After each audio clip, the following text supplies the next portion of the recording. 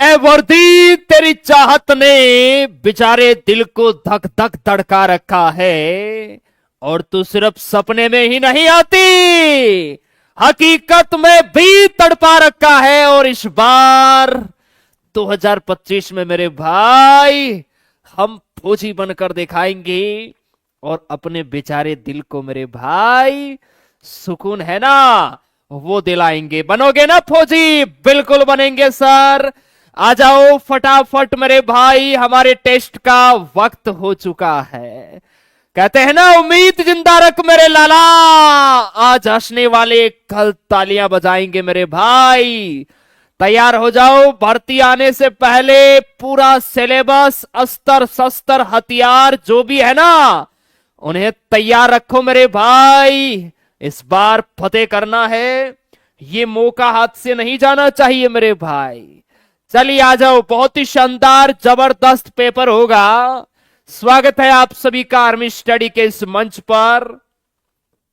बहुत ही शानदार बेहतरीन पूरे 50 प्रश्नों का पेपर होगा और देखते हैं मेरे भाई आप लोगों की तैयारी है ना वो कैसी है मेरे भाई। आ जाओ फटाफट, सेशन को लाइक शेयर करो यार। पिछले 2-4 दिनों से मैं देख रहा हूं शादियों की सीजन चल रही है, ससुरे कहां डोल रहे हैं पता नहीं।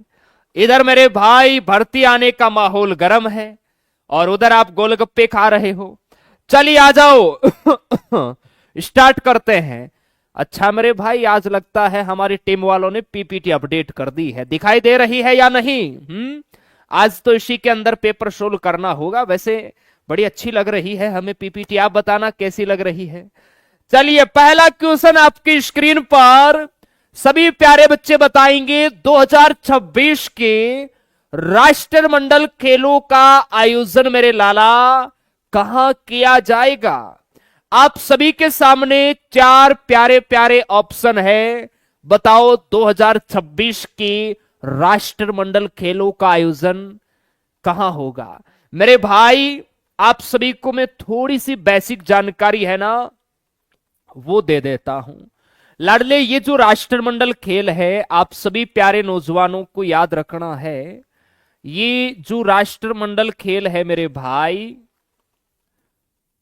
इन राष्ट्रमंडल खेलों का जो आयोजन है, राष्ट्रमंडल खेलों का जो आयोजन है मेरे भाई, ये कितने वर्षों के अंतराल में होता है? आप कहोगे सर 4 वर्षों के अंतराल में होता है। ठीक बात। प्रथम राष्ट्रमंडल खेल है, प्रथम बार मेरे भाई इनका आयोजन है, ये कब हुआ? 1930 में। कहां खेले गए सर पहली बार? पहली बार हैमिल्टन। हैमिल्टन कहां है जी? कनाडा में है। यहां पर लाडले पहली बार आपको ध्यान रखना है, राष्ट्रमंडल खेलों का जो आयोजन है ये हुआ मेरे भाई, याद रखना है आप सभी को। क्लियर है सर? एकदम सर क्लियर है। और 2026 के जो राष्ट्रमंडल खेल है ये कहां पर होंगे मेरे भाई? तो ये होंगे, ध्यान रखना, जितने भी प्यारे बच्चे स्कॉटलैंड बता रहे हैं वो परफेक्ट बता रहे हैं। स्कॉटलैंड के ग्लासगो शहर में होंगे, याद रखना है आप सभी को। क्लियर है सर? एकदम सर क्लियर है। सारे बच्चे इसे नोट कर लो मेरे भाई, फिर हम आगे चलते हैं। आप कहोगे सर 2030 के राष्ट्रमंडल खेल है वो कहां आयोजित होंगे?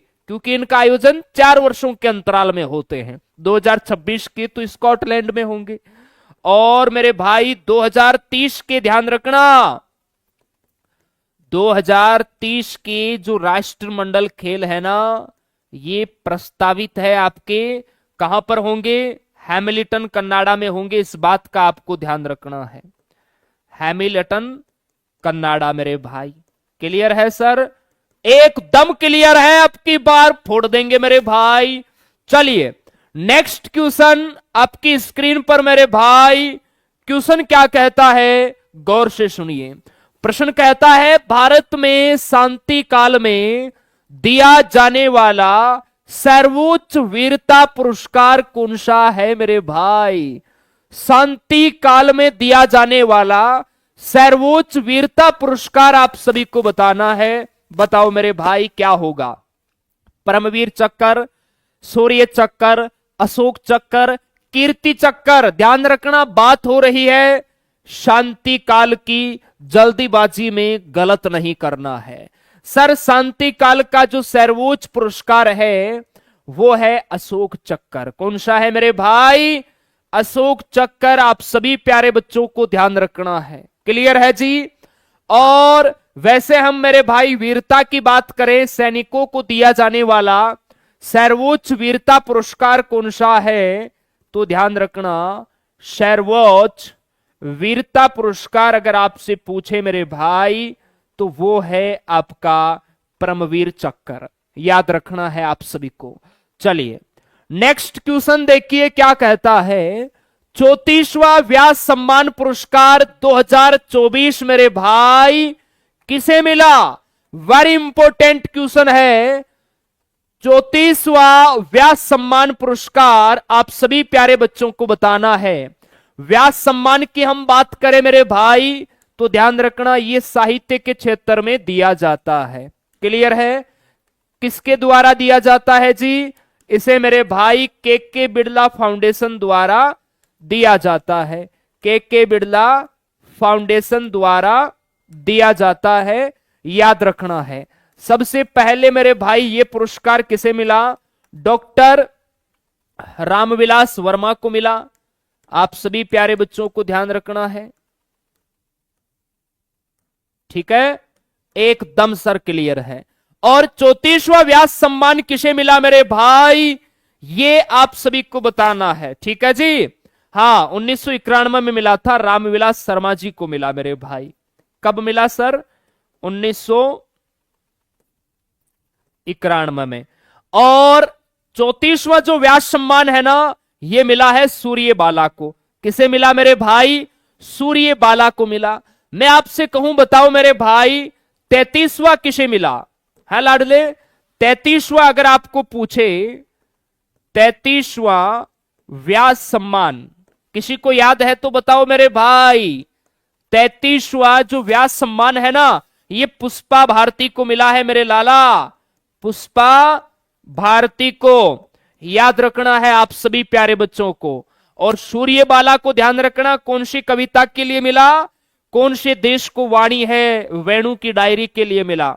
चलिए नेक्स्ट क्वेश्चन आपकी स्क्रीन पर। यह नारा किसने दिया था कि स्वराज मेरा जन्मसिद्ध अधिकार है और मैं इसे लेकर रहूंगा?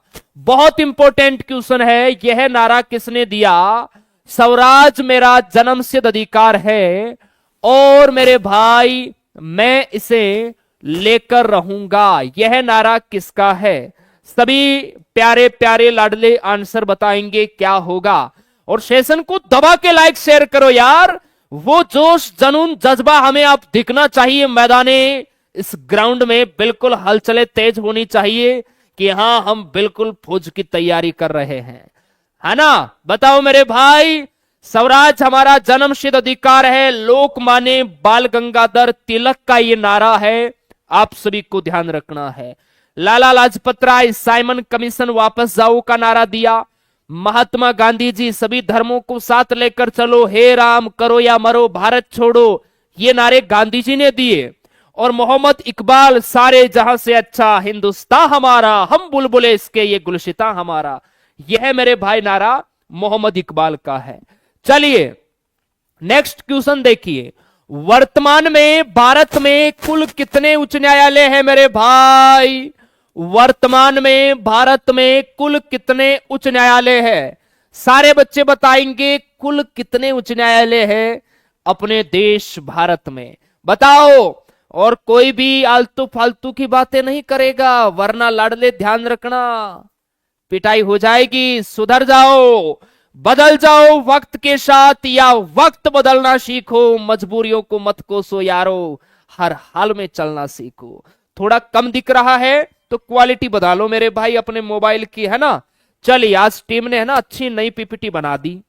सर भारत के अंदर है ना 25 उच्च न्यायालय है और इन उच्च न्यायालयों के मुख्य न्यायाधीश भी याद रखना है। एग्जाम के नजदीक आपको हम कराएंगे 2023 वाले पेपर में यहां से प्रश्न आए थे मेरे भाई। नेक्स्ट क्वेश्चन देखिए क्या कहता है, निम्नलिखित में से बंगाल का प्रथम गवर्नर जनरल कौन था मेरे भाई? बंगाल का पहला गवर्नर जनरल आप सभी को बताना है। बताओ मेरे भाई क्या होगा, बताओ बताओ सर। बंगाल का यहां पर होने वाला है, जितने प्यारे बच्चे वारेन हेस्टिंग्स बता रहे हैं वो परफेक्ट बता रहे हैं। Warren Hastings is right answer होगा। लॉर्ड कैनिंग मेरे भाई आप सभी को ध्यान रखना है, यह है भारत का पहला वाइसराय। भारत का पहला वाइसराय अगर आपको पूछे तो लॉर्ड कैनिंग, ध्यान रखना। 1857 की क्रांति के समय यही आपका गवर्नर जनरल था मेरे भाई, याद रखना है। 1856 से 1862 तक मेरे भाई ये गद्दी पर रहा। आप सभी प्यारे प्यारे लाडलों को याद रखना है। क्लियर है, एकदम क्लियर है। इसके अलावा देखिए अभी टीए भर्ती के एग्जाम में प्रश्न आया था, स्वतंत्र भारत का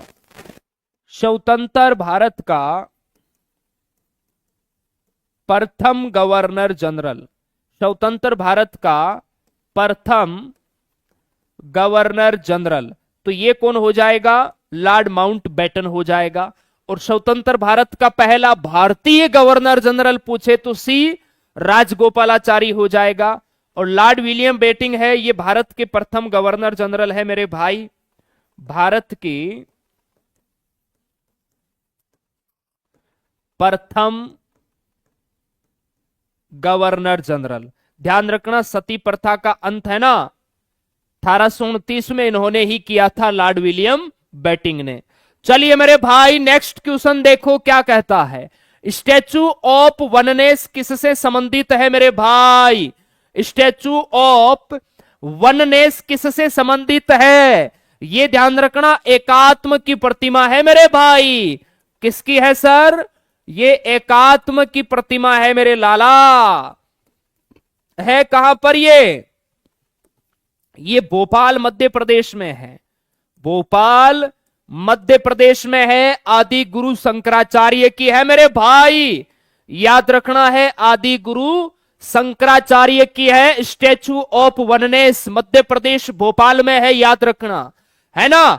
चलिए बहुत बढ़िया, शानदार। आगे चलिए नेक्स्ट प्रश्न कहता है विश्व मजदूर दिवस कब मनाया जाता है मेरे भाई? मजदूर दिवस है, ये कब मनाया जाता है? सभी प्यारे बच्चे बताएंगे। 5 जून, 10 दिसंबर, 22 अप्रैल, 1 मई। श्रमिक दिवस या मजदूर दिवस कब मनाया जाता है? और सेशन को लाइक शेयर करो दबा के मेरे भाई। कोई भी मकरागिरी नहीं करेगा, सर भर्ती कब आएगी? आ जाएगी मेरे भाई। पढ़ाई पे ध्यान दो सारे बच्चे। भर्ती आने के बाद क्या अलग से पढ़ोगे क्या? यही पढ़ाई पढ़नी पड़ेगी आपको, तभी सिलेक्शन निकालोगे मेरे लाला, याद रखना है। चलिए तो विश्व मजदूर दिवस है ना, हम 1 मई को मनाते हैं, याद रखना है, ठीक है।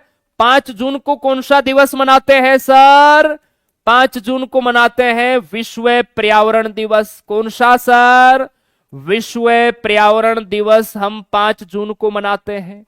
10 दिसंबर को मेरे भाई हम मनाते हैं विश्व मानवाधिकार दिवस, याद रखना, विश्व मानवाधिकार दिवस। क्लियर है। और 22 अप्रैल को हम मनाते हैं विश्व पृथ्वी दिवस मेरे भाई, याद रखना है आप सभी को। क्लियर है, एकदम सर क्लियर है। चलो भाई आगे चलो। यूनिसेफ का मुख्यालय बताओ कहां है? यूनिसेफ का हेडक्वार्टर बताना है मेरे भाई। अंतरराष्ट्रीय संगठन है ना, इनके मुख्यालय याद रखना। यहां से प्रश्न आता है 1946 में इसकी स्थापना हुई। यूनिसेफ जिसका हेडक्वार्टर है न्यूयॉर्क में, याद रखना है मेरे भाई। क्लियर है। यूनेस्को का पेरिस में, यूनिसेफ का न्यूयॉर्क में, ओपेक का वियन्ना है मेरे भाई, याद रखना है आप सभी प्यारे नौजवानों को। अंतरराष्ट्रीय संगठन है ना, इनके हेडक्वार्टर बड़े इंपॉर्टेंट है। चलिए नेक्स्ट क्वेश्चन देखो क्या कहता है, यामिनी कृष्णमूर्ति का संबंध बताओ कौन सी नृत्य शैली से है। यामिनी कृष्णमूर्ति का संबंध आप सभी प्यारे नौजवानों को बताना है। बताओ मेरे भाई, बहुत अच्छा बेहतरीन प्रश्न है आपके एग्जाम के लिए। यामिनी कृष्णमूर्ति का संबंध है वो आप सभी प्यारे बच्चों को बताना है। बताओ मेरे भाई, फटाफट बताएंगे सारे बच्चे, क्या होगा आंसर। आराम से सोच समझ के बताओ मेरे भाई।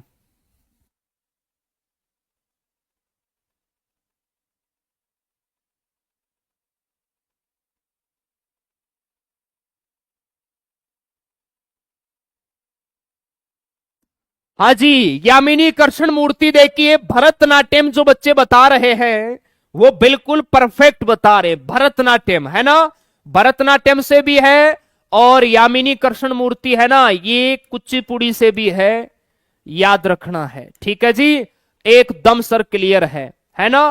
कथक की जैसे हम बात करें तो मेरे भाई आपको हम बिरजू महाराज का संबंध लिखाते हैं, है ना। बिरजू महाराज है, लच्छू महाराज है, इनका जो संबंध है वो किससे है, कथक से है, याद रखना है। उसी प्रकार हम जैसे ओडिसी की बात करें तो ओडिसी में हम लिखते हैं ना सोनल मानसिंह। सोनल मानसिंह का संबंध है वो किससे है सर, आप कहोगे सर सोनल मानसिंह का संबंध है वो ओडिसी से है। और कथकली के अंदर, इसमें ओडिसी में ध्यान रखना हरिकृष्ण बेहरा का भी है। कथकली में देखिए गोपीनाथ का संबंध है मेरे भाई, शांताराव है, गोपीनाथ है। इसी कथकली के अंदर देखिए आपके मेरे भाई कृष्ण नुट्टी, कृष्णन कुट्टी, इनका संबंध भी मेरे भाई कथकली से है, याद रखना है ना। प्रमुख जो कलाकार है उनका संबंध पिछले बार आर्मी के एग्जाम में यहां से प्रश्न देखने को मिला था, इसलिए इंपोर्टेंट है। कंदरिया महादेव जी का मंदिर बताओ मेरे भाई, हर हर महादेव। कंदरिया महादेव जी का मंदिर कहां है, खजुराहो में या फिर मधेरा, देवगढ़, औरंगाबाद, सारे बच्चे बताएंगे क्या होगा इसका आंसर। कंदरिया महादेव जी का मंदिर कहां है, ध्यान रखना, खजुराहो मध्य प्रदेश। क्लियर है जी। खजुराहो मध्य प्रदेश में है ना। खजुराहो के सबसे बड़े मंदिर है कंदरिया महादेव जी का मंदिर। खजुराहो के मंदिरों का निर्माण चंदेल राजाओं ने करवाया था मेरे भाई। उत्तरायण का त्योहार बताओ, पिछले बार फौज के पेपर में आया हुआ प्रश्न है ये। उत्तरायण का त्योहार किस राज्य में मनाया जाता है, सभी प्यारे बच्चे बताएंगे। चलिए बहुत बढ़िया, उत्तरायण का त्योहार बताओ। एसएससी जीडी का सॉल्यूशन देखिए मेरे भाई, स्पेशली है ना, एसएससी ने नोटिस निकाल दिया है कि कोई ओरिजिनल पेपरों का अगर सॉल्यूशन कराता हुआ कोई मिल गया ना तो अच्छी बात नहीं होगी मेरे भाई, है ना, अच्छी तरीके से धुलाई होगी उसकी, इसीलिए नहीं करवाया है। उत्तरायण का त्योहार है ना, ये गुजरात का है मेरे भाई, याद रखना। किसका है सर, गुजरात के अंदर मनाया जाता है उत्तरायण का त्योहार। मोंडेरा का महोत्सव है ना, गुजरात में होता है, याद रखना। नेक्स्ट है यमुना की सहायक नदी। यमुना की कौन सी सहायक नदी नहीं है, नहीं है बताना है मेरे भाई। यमुना की सहायक नदी नहीं है, सारे बच्चे बताएंगे फटाफट।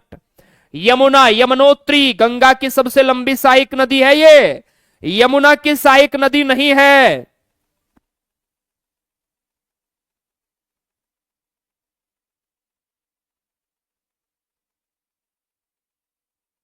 चलिए बहुत बढ़िया, तो देखिए चंबल है, सिंधु है, केन बेतवा है, बनास नहीं है। ऑप्शन बी आपका यहां पर परफेक्ट होगा। यमुना का उद्गम ध्यान रखना यमुनोत्री हिमनद से होता है। नेक्स्ट क्वेश्चन, बिहार के बाद सर्वाधिक जनसंख्या घनत्व वाला राज्य बताओ। भाई सबसे ज्यादा एक नंबर पर तो आपका बिहार है, 1106 व्यक्ति प्रति वर्ग किलोमीटर है बिहार का जनसंख्या घनत्व मेरे भाई। बिहार के बाद में किसका नंबर है, पश्चिम बंगाल का, यहां का जनसंख्या घनत्व है 1028। और उसके बाद तीसरे नंबर पे है केरल, यहां का है 960, याद रखना है मेरे भाई। और न्यूनतम जनसंख्या घनत्व पे अरुणाचल प्रदेश है, याद रखना है। नेक्स्ट है हीनयान और महायान संप्रदाय कौन से धर्म से संबंधित है?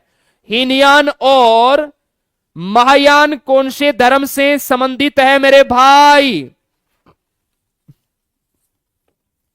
सभी प्यारे बच्चे बताएंगे आंसर क्या होगा, फटाफट बताओ मेरे भाई। हीनयान और महायान, सर ये बौद्ध धर्म की दो शाखाएं हैं। बौद्ध धर्म जिसके संस्थापक गौतम बुद्ध है, श्वेतांबर और दिगंबर जैन धर्म की शाखाएं हैं, याद रखना है।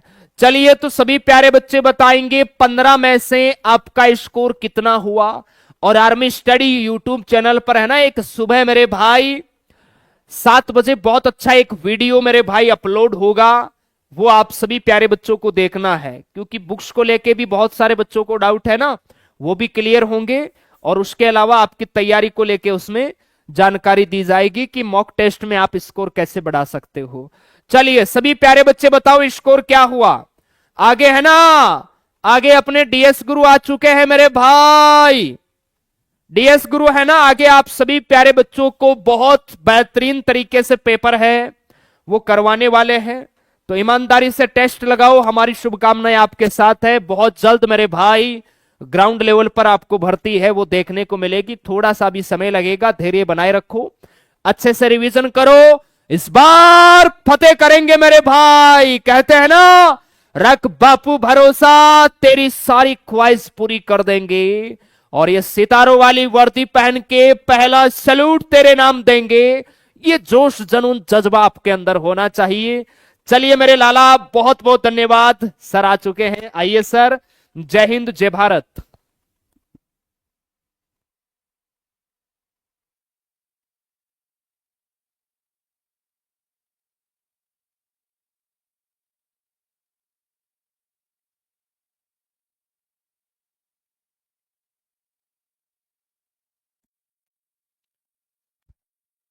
मंजिल उन्हीं को मिलती है जिनके सपनों में जान होती है, पंखों से कुछ नहीं होता, हौसलों से उड़ान होती है, हौसलों से उड़ान होती है। नमस्कार मेरे देश के जितने भावी फौजी हैं जिनका टारगेट है अब की बार 2025 में हर हाल में फौजी बनने का, तो दोस्तों अब वक्त धीरे धीरे, वो घड़ियां धीरे धीरे नजदीक आ रही है। इसलिए उठो, जागो और तब तक मत रुको जब तक आपको अपने लक्ष्य की प्राप्ति ना हो जाए, जब तक आपको अपनी मंजिल की प्राप्ति ना हो जाए, जब तक आप अपने खुद का और अपने माता पिता के सपने को साकार नहीं कर दो, तब तक चलते रहो इस संघर्ष के इस दौर में। दोस्तों मेहनत करने वाला ही आगे निकल जाता है, मेहनत करने वाला कभी अपने गंतव्य स्थान तक वापस लौट के नहीं आता, आगे बढ़ता ही जाता है। तो समय का पहिया है, ये रुकने वाला नहीं है, समय का पहिया ये चलने वाला है, आगे से आगे चलेगा।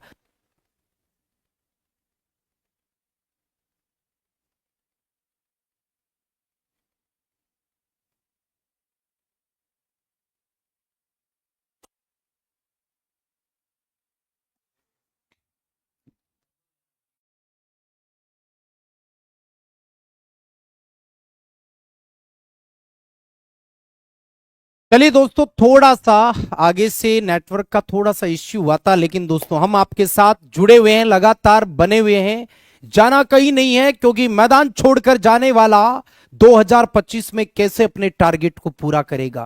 कहते हैं मंजिल उन्हीं को मिलती है जिनके सपनों में जान होती है, मंजिल उन्हीं को मिलती है जिनके सपनों में जान होती है, और पंखों से कुछ नहीं होता, हौसलों से उड़ान होती है, हौसलों से उड़ान होती है।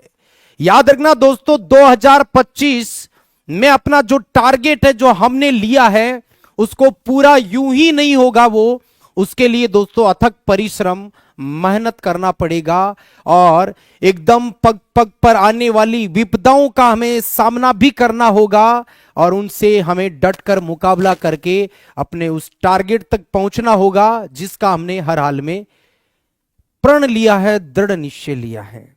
इसलिए दोस्तों अपने लक्ष्य की तरफ बढ़ने के लिए उठो जागो और तब तक मत रुको जब तक आपको अपनी मंजिल प्राप्त ना हो जाए, जब तक आपको अपनी मंजिल प्राप्त ना हो जाए। तो दोस्तों चलिए हम स्टार्ट करते हैं आज का मॉडल पेपर। लेकिन उससे पहले एक बार जितने भी बंदे सेशन को दबा के लाइक ठोको यार, और फिर हम अपने सवालों का सिलसिला स्टार्ट करते हैं, जारी करते हैं।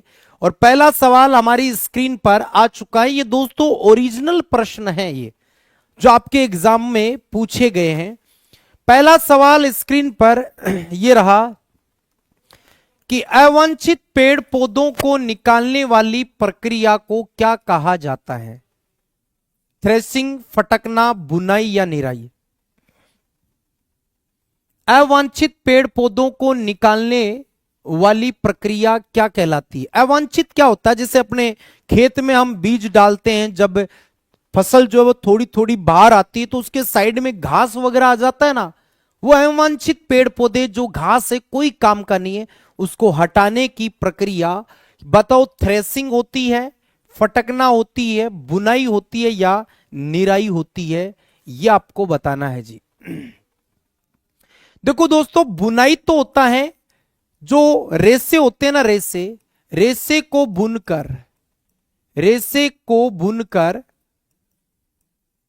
वस्त्र निर्माण की प्रक्रिया। भाई छोटे छोटे रेसे हैं, उनको समेटकर एक कपड़ा बनाने की प्रक्रिया, वो तो है दोस्तों बुनाई। ठीक है। और फटकना क्या होता है? जो कपड़े होते हैं ना, कपड़ों से धूल कण व सलवटें, धूल कण को अलग करने की एक विधि होती है जिसको फटकना कहा जाता है। और दोस्तों थ्रेसिंग क्या होता है? थ्रेसिंग होता है दोस्तों डंडियों से अनाज को अलग करना। अनाज को क्या करना जी? अलग करना। ठीक है। बचा क्या? निराई। अवांछित पेड़ पौधों को हटाने की प्रोसेस निराई के नाम से जानी जाती है। चलिए आगे बढ़ते हैं। फोटोसेल में प्रकाश ऊर्जा किस ऊर्जा में परिवर्तित होती है? बताइए दोस्तों, फोटोसेल में जो प्रकाश ऊर्जा है वो किसमें चेंज हो रही है? गतिज ऊर्जा में, विद्युत में, ताप में या रासायनिक में? बताइए। फोटोसेल जो होते हैं वो प्रकाश ऊर्जा को किस ऊर्जा में कन्वर्ट करते हैं? लॉजिक सवाल है, बहुत गजब सवाल है ये दोस्तों। और ये आपके टीसीएस की लैंग्वेज के सवाल है, इसी लैंग्वेज में पूछे जाते हैं। तो फोटोसेल प्रकाश ऊर्जा को किस ऊर्जा में बदलने का काम करते हैं, यह आपको दोस्तों बताना है। आने दीजिए फटाफट। Very good.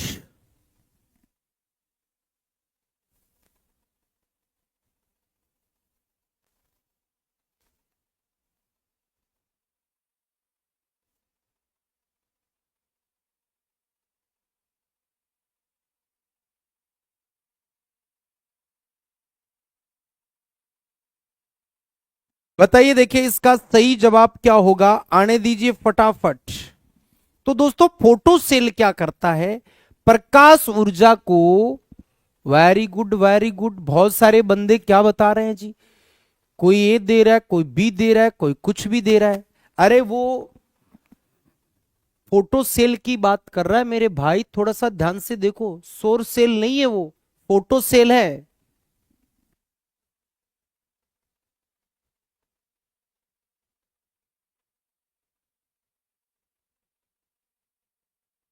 Very good, photocell. दोस्तों देखो बहुत सारे बंदे, मुझे पूरी उम्मीद है कि सब इसी पे चांस लगा रहे हैं, लेकिन नहीं। इसका सही जवाब दोस्तों विद्युत ऊर्जा होगा। बी वाला ऑप्शन एकदम करेक्ट होगा। जिसने बी उत्तर दिया ना, वो एकदम सही जवाब दे रहा है जी। ठीक है।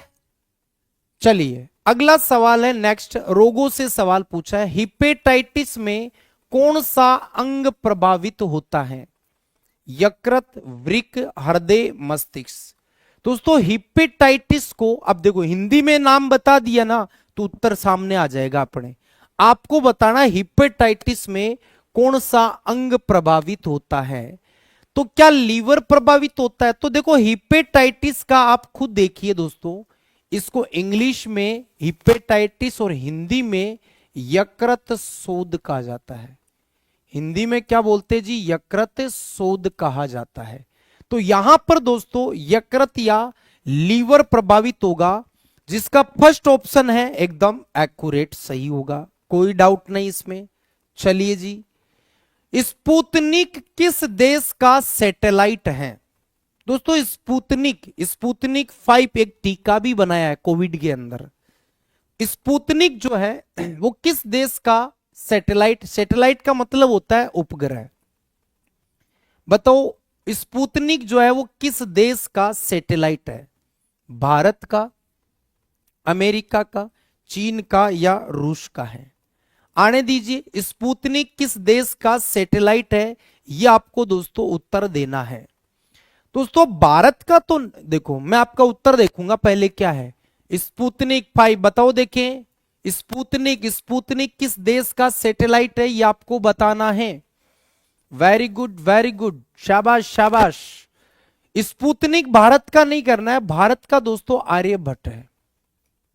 आर्यभट्ट भारत का एप्पल है, भारत का दोस्तों रोहिणी है, भारत का दोस्तों भास्कर है। ऐसे कई सैटेलाइट है दोस्तों, लेकिन रूस का यह सैटेलाइट है स्पुतनिक, ध्यान रखना। विश्व का पहला सैटेलाइट स्पुतनिक फर्स्ट जो रूस ने भेजा था, स्पुतनिक सेकंड जिसमें मादा डॉग लाइका को भेजा था। चलिए आगे बढ़ते हैं।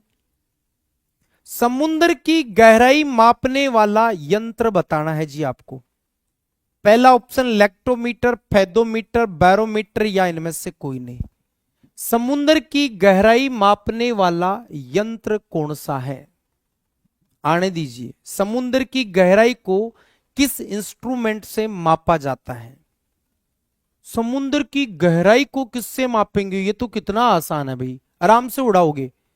बैरोमीटर से तो दोस्तों वायुमंडलीय दाब मापा जाता है, वायुमंडलीय दाब की गणना की जाती है, ये ध्यान रखना। लेक्टोमीटर से दूध की दोस्तों शुद्धता मापी जाती है। तो दोस्तों बचा कौन सा? बचा फेदोमीटर, जिससे समुद्र की गहराई मापी जाती है। ओके, आ जाओ जी आगे। धातु विज्ञान का अध्ययन क्या कहलाता है? फैकोलॉजी, मेटालॉजी, साइटोलॉजी। देखो क्या गजब सोच के सवाल बनाया है भाई।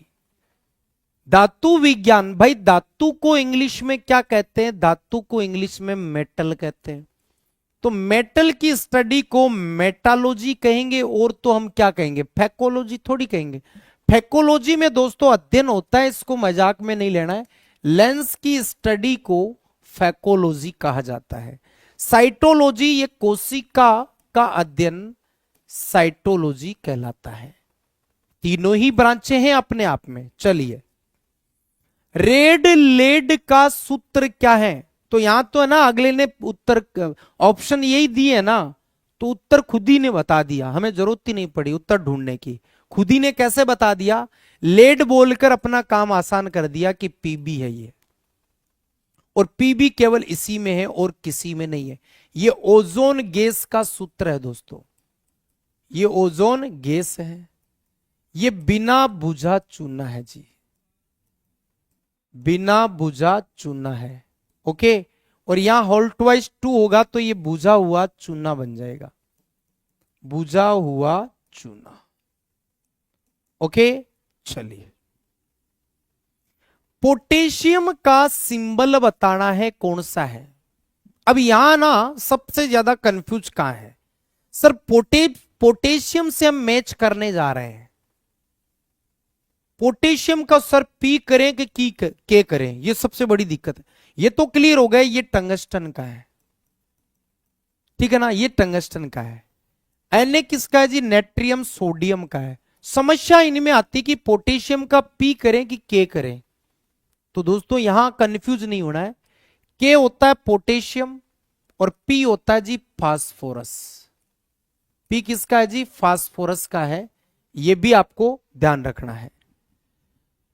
चलिए आगे बढ़ते हैं। उन दो ग्रहों के नाम बताओ जिनके कोई उपग्रह नहीं है।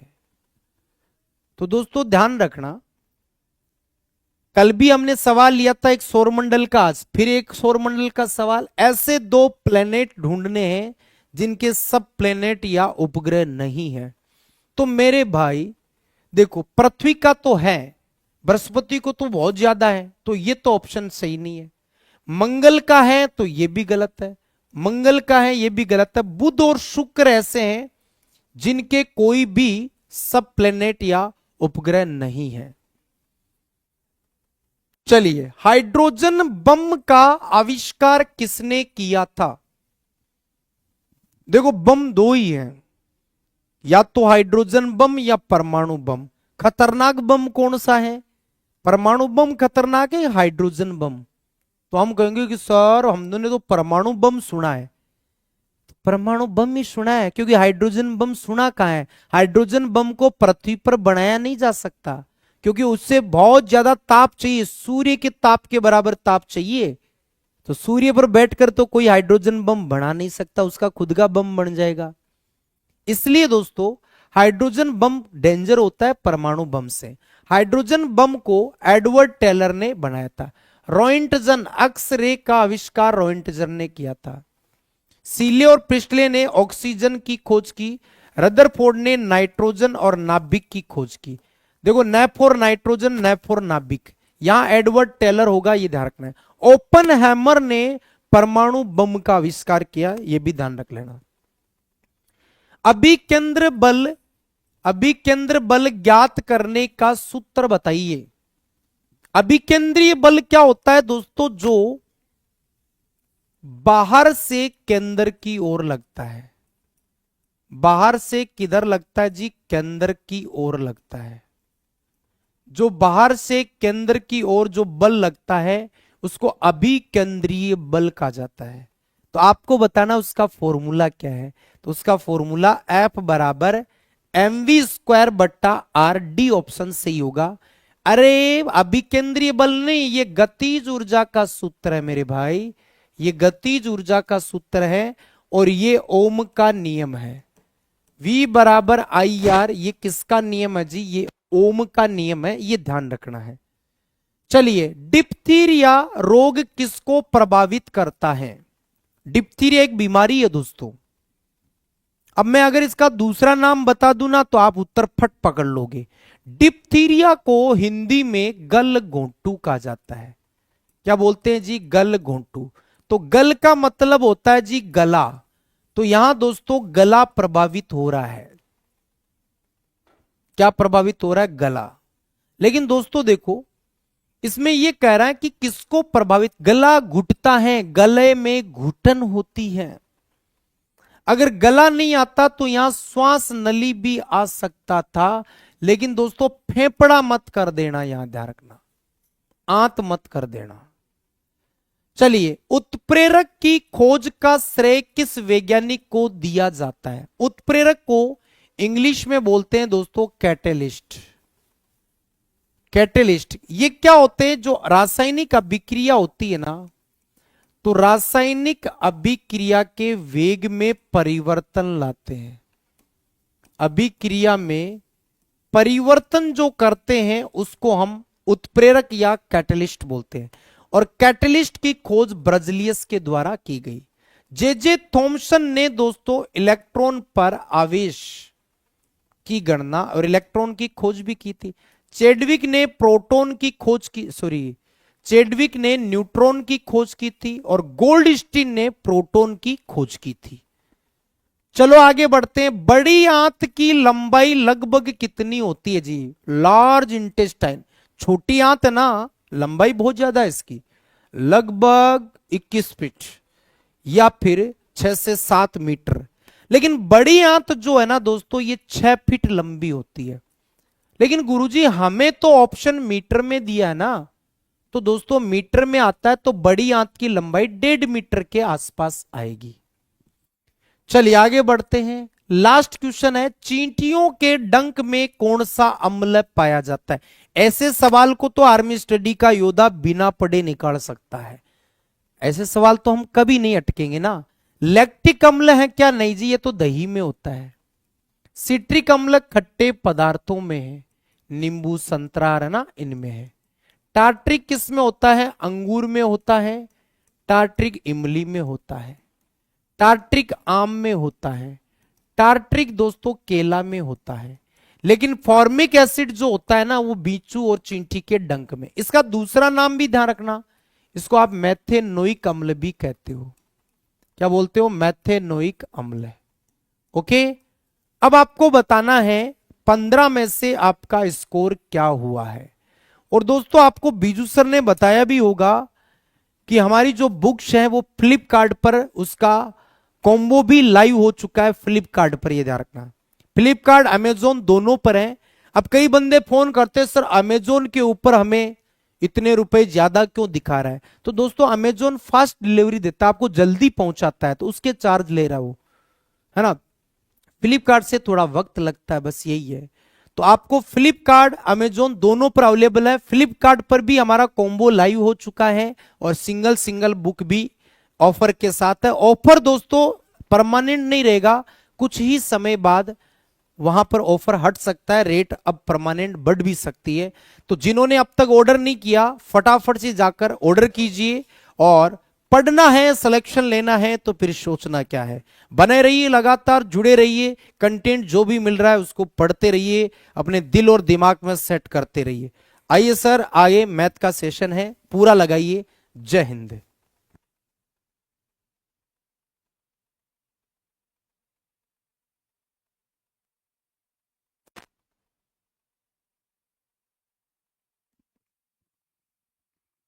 हेलो भाई, नमस्कार, जय हिंद दोस्तों। कैसे हैं आप सभी? उम्मीद है मेरे दोस्त आप बहुत अच्छे होंगे, स्वस्थ होंगे, मस्त होंगे। रख बाबू भरोसा, तेरा लाल फौजी बन के आएगा, सितारों वाली वर्दी पहन के पहला सैल्यूट तेरे नाम करेगा। यस मेरे प्यारे भाई, कैसे हैं आप? उम्मीद है मेरे प्यारे भाई आप बहुत बेहतरीन होंगे, स्वस्थ होंगे, शानदार होंगे, मस्त होंगे। आ जाओ भैया, पहला प्रश्न आपके सामने है दोस्तों। पहला प्रश्न क्या कहता है, देखिएगा। ए काम को 30 दिन में, ए काम को 30 दिन में और बी उसी काम को 20 दिन में कर सकता है। दोनों मिलकर उस काम को कितने दिनों में करेंगे? बताओ मेरे लाल, आने दो आंसर इसका। हाँ जी, तो देखो ए काम को जो है दोस्तों 30 दिन में समाप्त करता है, और जो बी है भाई वो काम को 20 दिन में समाप्त करता है। 30 20 का एलसीएम लीजिए मेरे लाल, 60 आया। 60 में 30 का भाग दिया सर 2, 60 में 20 का भाग दिया 3।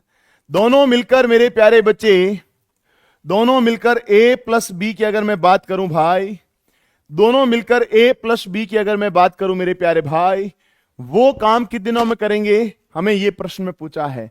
बताओ मेरे लाला, क्या रहेगा तुम्हारा आंसर? हाँ जी, तो बेटा ए प्लस बी के लिए पूछा है। आप यहां से एक सिंपल सी बात समझो कि सर ए प्लस बी जो है, ए प्लस बी जो है दोस्त, ए प्लस बी का एक दिन का काम कितना है? का एक दिन का काम कितना है? वो यहां से मेरे प्यारे भाई 3 और 2 कितना है सर? 5 है। बोलो यस सर। तो दोनों मिलकर जो है काम पूरा कितने दिनों में करेंगे सर? 60 में आपने 5 का भाग दिया, काम पूरा होगा 12 दिन में।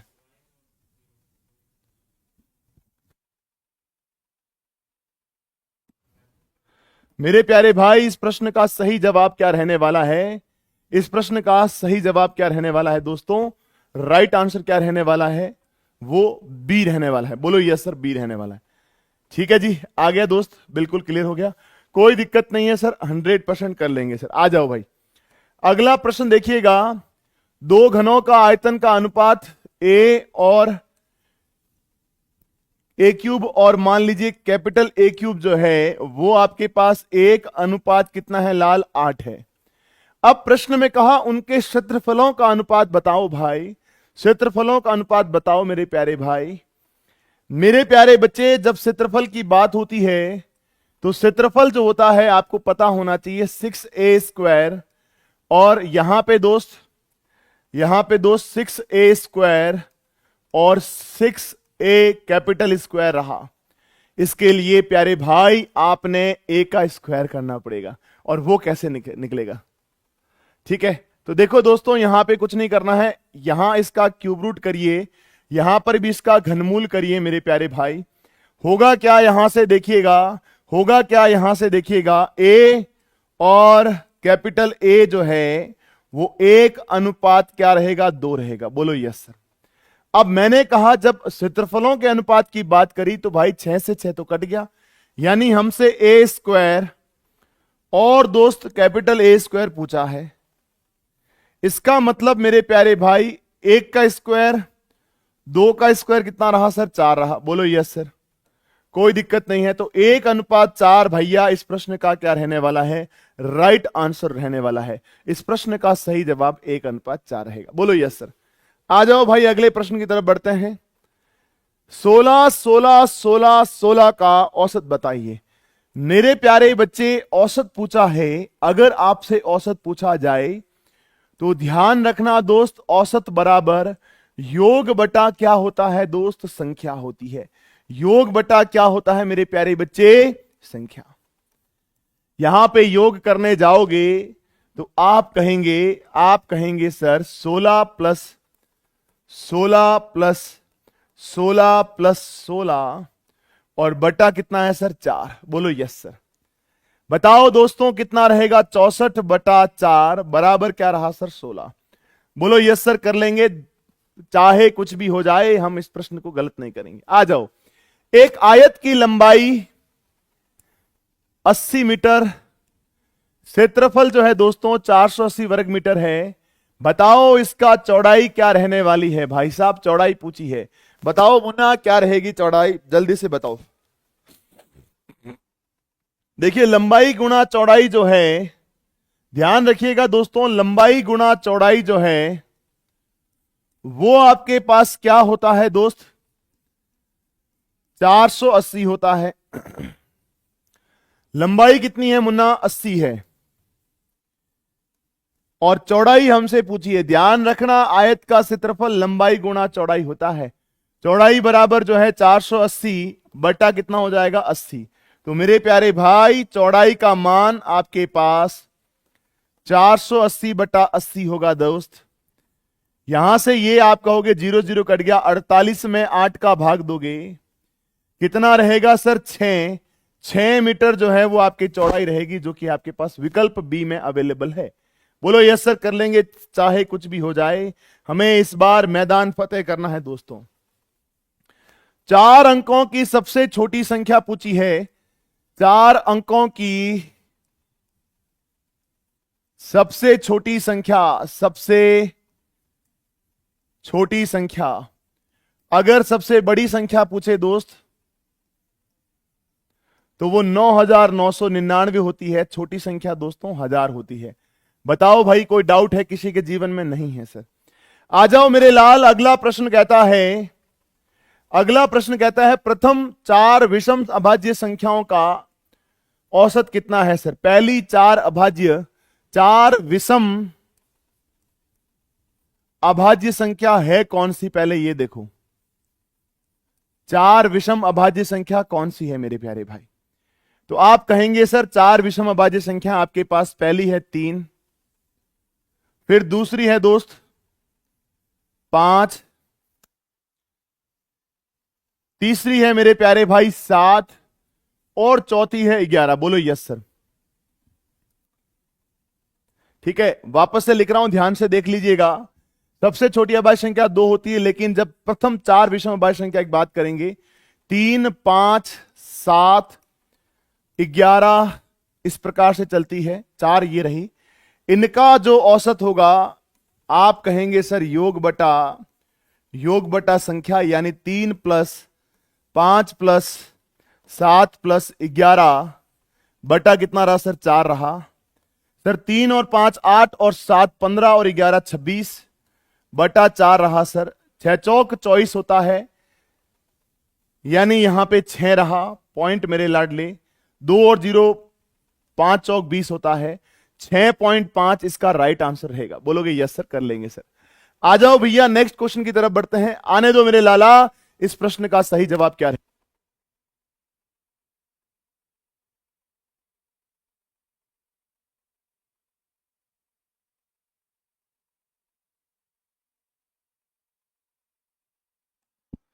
हाँ जी, तो देखो यहां पे आप क्या देखेंगे कि x प्लस 1/x मेरे प्यारे भाई 4 है। मुझसे क्वेश्चन में एक्स क्यूब प्लस 1/x³ पूछा है। कैसे करेंगे सर? बहुत आसान सी ट्रिक अप्लाई करिए सर। 4 का क्यूब करिए, अगर प्लस का प्रश्न है तो माइनस करिए, अगर प्लस का प्रश्न है तो माइनस करो, और क्यूब है लाडले तो क्यूब लिखा और 4 से गुणा कर दिया। तो दोस्तों यहां से 4 का क्यूब 64 रहा, -4 तिया 12, 64 में से 12 घटाया सर क्या रहा? 52। बोलो यस सर, 52 हमारा राइट आंसर रहेगा। मेरे प्यारे भाई 52 इस क्वेश्चन का क्या रहने वाला है? राइट आंसर रहने वाला है 52। बोलो यस सर, 52 हमारा परफेक्ट आंसर रहेगा। है जी, क्लियर है सर? Yes sir. आ जाओ अगला क्वेश्चन। 24, 36, 48 का एचसीएफ का मतलब होता है दोस्तों मसप। एचसीएफ का मतलब होता है मसप। और ध्यान रखना मेरे प्यारे भाई, मसप वो संख्या होती है, मसप का हमेशा ध्यान रखना, दी गई संख्या में पूरा पूरा भाग जाता है। दी गई संख्या जो होती है ना आपके पास लाला, उसमें मसप का भाग पूरा पूरा जाता है। मसप का हमेशा भाग पूरा पूरा जाता है। तो यहां से दोस्तों आपके पास दी गई संख्या जो है वो 24, 36 और 48 है। इन सभी में किस संख्या का भाग पूरा पूरा जाता है? तो आप कहेंगे सर वो संख्या आपके पास 12 है दोस्तों। 12 वो संख्या है जिसका भाग सभी। अब आप कहेंगे 6 का भी तो जा रहा है।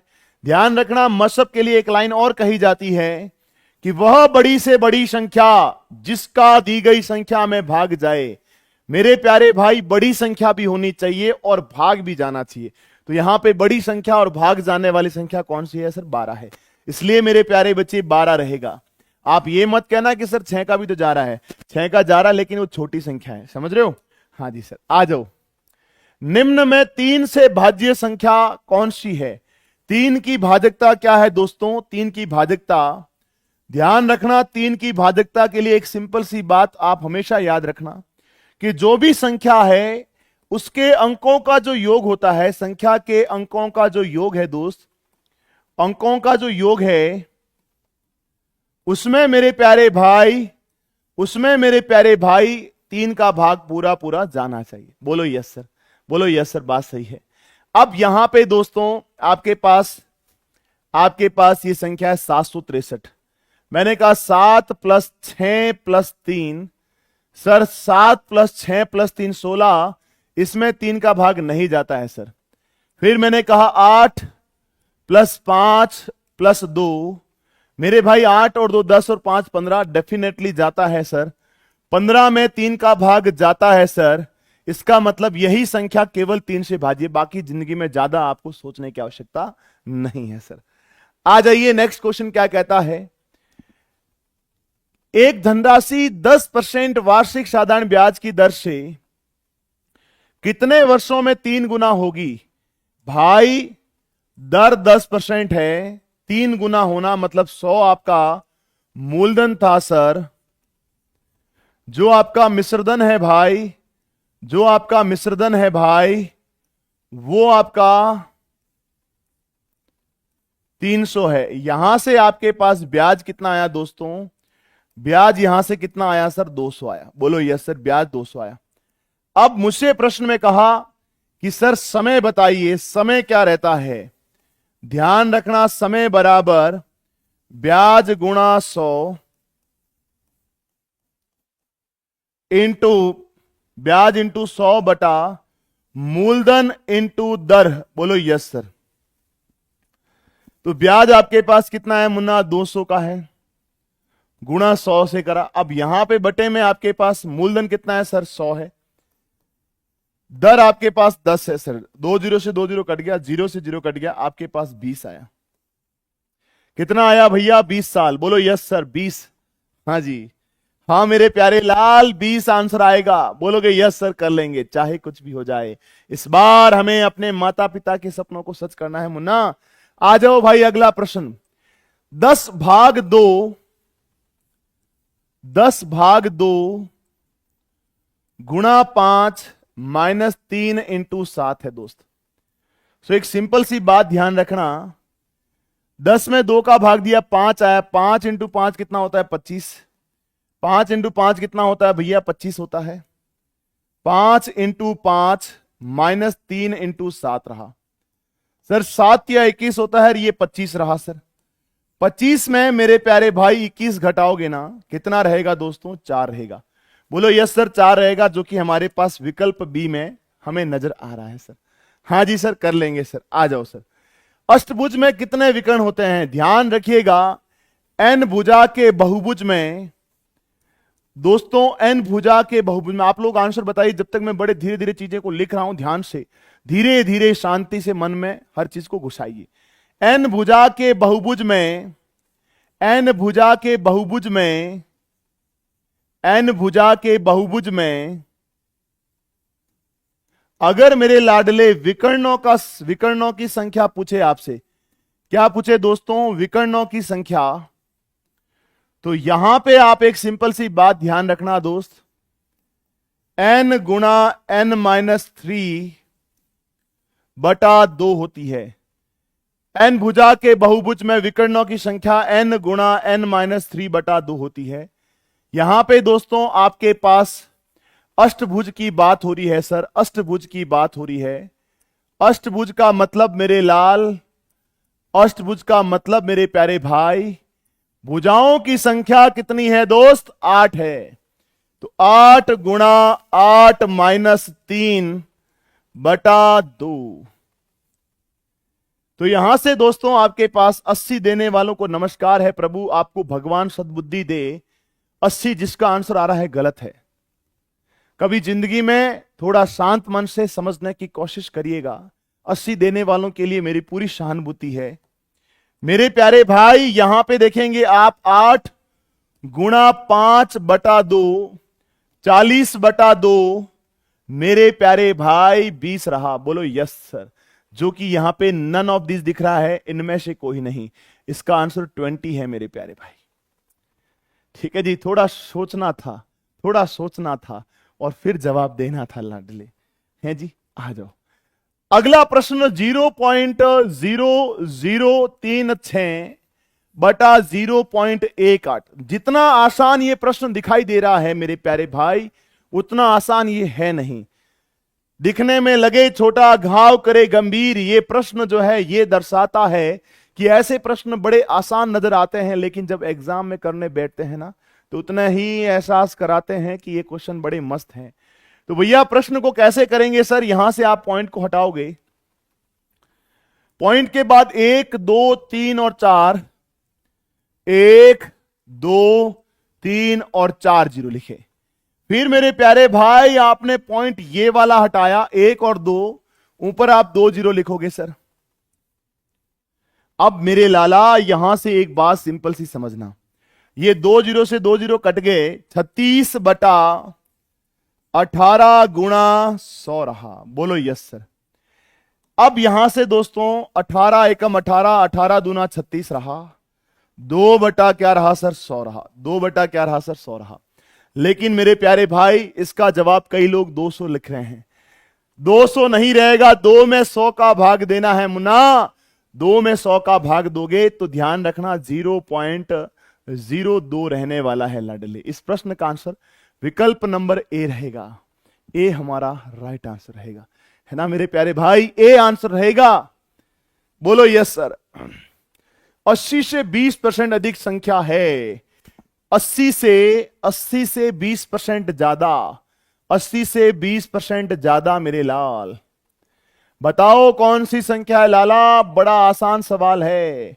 अरे 80 से 20% ज्यादा के लिए आप कुछ मत करिए दोस्तों, 80 से 20% ज्यादा यानी मेरे प्यारे भाई आप 80 इंटू 120 बटा 100 करो। 2 जीरो से 2 जीरो कटे, 12 आटे कितना होता है सर 96। सर 96 रही वो संख्या, 96 हमारा राइट आंसर रहा। आ जाओ दोस्तों अगला प्रश्न, एक पासा फेंकने पर अभाज्य संख्या आने की प्रायिकता। मेरे प्यारे भाई जब आप पासा फेंकोगे तो 1 2 3 4 5 और 6 ये 6 आपके पास कुल परिणाम मिलेंगे। बोलोगी यस सर, बोलो यस सर। कुल परिणाम जो है आपके पास मेरे प्यारे लाल 6 मिले आपके पास। अभाज्य जो है लाडले, इसमें आपके पास अभाज्य जो है वो आपके पास है 2, 3 और ये 5, यानी आपके पास 3 है। ये हमारे संभव है सर, संभव घटना हमारे पास ये रही। अब मैंने कहा मेरे प्यारे भाई, प्रायिकता जो है दोस्तों, प्रायिकता जो है दोस्त, संभव अपॉन कुल घटना, संभव बटा कुल घटना, ये हमारी प्रायिकता होती है भाई। संभव बटा कुल घटना ये हमारी प्रायिकता होती है दोस्त। तो संभव घटना यहां पे 3 है सर, कुल घटना 6 है। 1 बटा क्या रहा दोस्तों, 2 रहा। 1 बटा 2 इस क्वेश्चन का परफेक्ट आंसर रहने वाला है। बोलो यस सर, क्लियर है सर, कोई दिक्कत नहीं है सर। हाँ जी, सी आंसर रहेगा। गुरुजी स्पीड बढ़ाओ मेरे प्यारे भाई, स्पीड से ज्यादा है, तुम्हें समझ में आना चाहिए। स्पीड में कुछ नहीं रखा है, दिमाग में घुसाओ, वो मजेदार बात है दोस्त, है ना। चलिए जी, अगला क्वेश्चन देखिए। LMANOBPQC,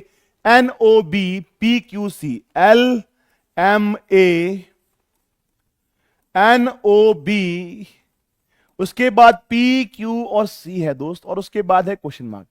बेटा बड़े आराम से आप प्रश्न में देख सकते हैं कि सर L12 पे, N14 पे, P16 पे है, तो अगला 18 पे होगा। R18 पे दोस्तों सिर्फ और सिर्फ इसमें आ रहा है, खत्म कहानी। और कोई भी ऐसा विकल्प आपको नजर ही नहीं आ रहा है जिसमें R आ रहा है ना दोस्तों। यस सर, आ जाओ। अब देखिए यहां पे 1 2 3 4 5 6 7 8 9 10 11 12। मेरे प्यारे भाई, आपने गिनना है इनको, काउंट करना है इनको कि कुल खाली प्लस वर्ण कितने हैं सर, खाली स्थान प्लस वर्ण कितने हैं सर।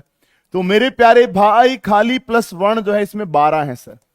अब ये 12 जो है दोस्तों, 1 2 3 और 4, 1 2 3 और 4, 1 2 3 और 4। सर 4 के क्यों लिए, क्योंकि बड़ा जोड़ा सबसे अच्छा रहता है। 4 के आपने 3 जोड़े लिए, बेस्ट है। देखिए सबसे पहले ई और उसके बाद डी, ई और डी आ रहा है, ई और डी आ रहा है। उसके बाद सी है, E D C B, E D C B, E D C B. Yes sir, बिल्कुल अच्छे से सेट हो गया है सर। शांत मन से सीखने की आवश्यकता है मेरे दोस्त, 100% बन जाती है चीजें ये। तो यहां पे देखिए पहला जो है आपके पास ई है, उसके बाद सी है, फिर दोस्तों डी है, फिर बी है, और फिर कौन है, सी है सर। तो इस प्रश्न का सही जवाब ई सी डी बी सी हमारा राइट आंसर रहेगा। बोलो यस सर, सी हमारा राइट आंसर रहने वाला है। आ जाओ भाई, अगला प्रश्न कहता है 31 54 और दोस्तों 43 और क्वेश्चन मार्क है। बताओ मेरे प्यारे लाल, तो क्या करेंगे भाई। 31 दूना 62, 62 में से 8 घटाओ, कितना रहा दोस्तों, 54 रहा। 31 दूना 62 माइनस 8 कितना रहा, 54 रहा। यहां पर भी यही चीज करोगे। 43 गुणा 2 सर 86, 86 माइनस मेरे लाल 8 करो सर, 78 रहा, 78 रहा, 78 रहा। हाँ जी भाई, कोई दिक्कत किसी के जीवन में नहीं सर, नहीं सर। सी आंसर आएगा sir, very good. C D P Q G H और उसके बाद क्वेश्चन मार्क है। मेरे प्यारे लाल एक बात समझना, सी 3 पर है, पी 16 पर है, ये 4 पर है, 17 है। सर हो क्या रहा है, देखो सर 13 जोड़ा, यहां पे 13 जोड़ा सर, 7 ये 8 है सर। इनमें भी आप 13 जोड़ो, यहां पर भी 13 जोड़ो, 7 में 13 जोड़ो 20, 20 पे टी रहा सर। 8 में 13 जोड़ो दोस्तों, 8 में 13 जोड़ेंगे कितना रहेगा दोस्त, 8 में 13 जोड़ने पर हमारे पास 21 रहा सर। 21 पे यू रहता है, टी यू आंसर रहेगा सर। आ जाइए अगला क्वेश्चन। खराब का विपरीत जो होता है सर, खराब का विपरीत जो है दोस्त अच्छा है। अब खनाबा दोष, खनाबा दोष क्या होता है दोस्तों, मैं बता देता हूं। एक गुरुवर जो थे, एक ऐसे स्टेट में गए जहां पे उनका आदर सत्कार नहीं किया गया, उनको लाठियां मारी गई, पत्थर मारे गए, तो उन्होंने आशीर्वाद स्वरूप कहा मैं तुम्हें आशीर्वाद देता हूं, तुम खानाबदोश हो जाओ। इसका मतलब मेरे प्यारे भाई तुम यहीं के यहीं रहो। फिर एक और गांव में गए जहां पे दोस्तों उनकी आवत सत्कार इतना जबरदस्त किया जिसकी कोई सीमा नहीं। तो उन्होंने आशीर्वाद स्वरूप कहा तुम आबाद हो जाओ, यानी अच्छे गुणों का जो है विसरण तुम हर जगह करो। यानी मेरे प्यारे भाई खनाब दोष का जो विपरीत होता है वो आबाद होता है दोस्तों। लापरवाह निशाचर बेगर नहीं होता है। ध्यान रखना, खनाब दोष का विपरीत जो है वो आबाद होता है दोस्तों। आबाद क्या होता है सर? आबाद। बेघर नहीं होता है भाई, आबाद होता है। ठीक है, आज के लिए इतना ही मेरे प्यारे लाडले। आप सभी को बहुत सारा प्यार। अब बताओ आपके 20 में से, अब बताओ क्या 20 में से 18 प्लस आ रहे हैं? अगर आ रहे हो दोस्तों तो जल्दी से लिख देना जय हिंद जय भारत। अपना जोश कम नहीं होना चाहिए। शीशे ने धीरे से हीरे से कहा, शीशे ने धीरे से हीरे से कहा, होगी तेरी कीमत लाख मुझसे ज्यादा, परंतु जब जब तुझे पहना जाए ढूंढा मुझे ही जाता है। यानी मेरे प्यारे बच्चे अपने आप को इतना मजबूत बना लो, चाहे कुछ भी हो जाए वर्दी तुम्हें ढूंढेगी। आजा मेरे लाल, तेरी जरूरत है और किसी की जरूरत नहीं है। Thank you so much, love you all, take care, bye bye, जय हिंद जय भारत।